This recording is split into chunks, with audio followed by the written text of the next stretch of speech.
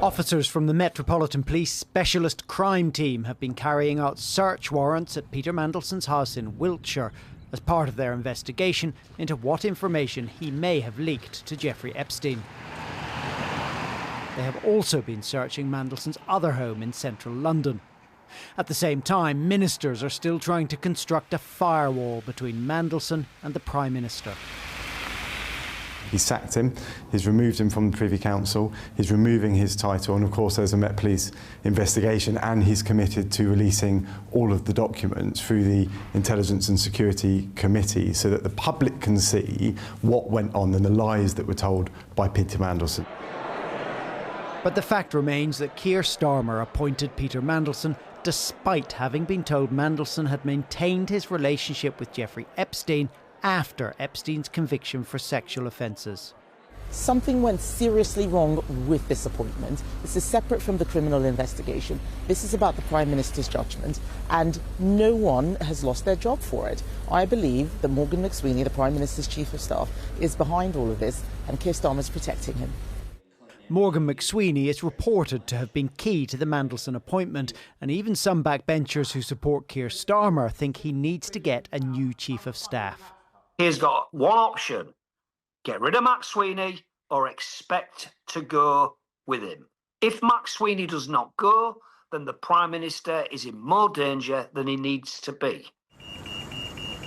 In fact, polling for YouGov found 50% of voters now think the Prime Minister himself should stand down. And in Portsmouth, where there are local elections in May, they weren't hard to find. Definitely he should go, but to be replaced by who, I don't know. That's bad for the country, but we have to go through that and hopefully see who comes after. Do you think that means he should go? Part of me says yes, and part of me thinks who else is going to take his place. As police search Lord Mandelsson's properties, ministers and civil servants are combing their email accounts and messaging apps for anything relating to Mandelson's appointment, which they must now hand over to Parliament. There will be a lot of it, and it could be embarrassing. Carl, this has been a damaging week for the Prime Minister, and there are more pitfalls in the weeks and days ahead. Yeah, very much so, because the civil service are going through what we are told is tens and tens of thousands of documents that Parliament has ordered. And that means tens of thousands of opportunities for embarrassment. We saw it during the COVID inquiry. I mean, people say things because they think it's private, and then you get an inquiry and it all gets released. There are a couple of breaks on that, which will drag it out. The Met Police don't want anything to be published that will prejudice their inquiries. Anything that relates to national security will go through the Parliament's Intelligence and Security Committee first. And then, besides all of that, there is the police inquiry into Mandelson himself. Any developments in that could be embarrassing for the Prime Minister. It's important to say Peter Mandelson hasn't been arrested, let alone charged with anything. But at the end of the day, the big question remains, why did Keir Starmer hire him as ambassador to the United States when, on at least two occasions that we know of, it was drawn to his attention that the relationship with Epstein had continued? The Prime Minister says he was lied to, but he still chose, for reasons we don't yet know, to believe what Mandelson said over the other information that was available to him. Yes, we say more pressure mounting on the Prime Minister. Carl, thank you.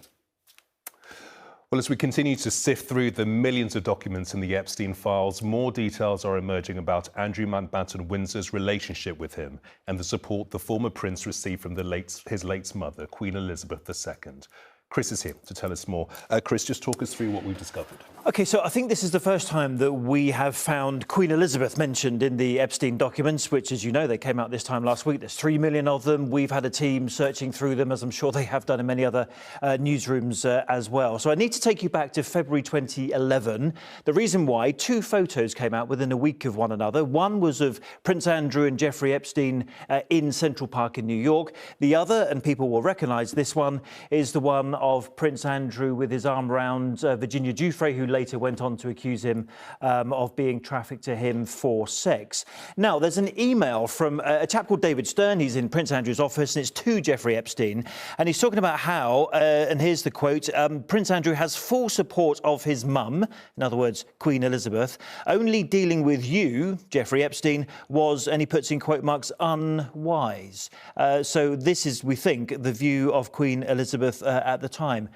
Who was David Stern? Well, there's a photo of him actually as well in these documents. That's him there with the then Prince Andrew and Sarah Ferguson.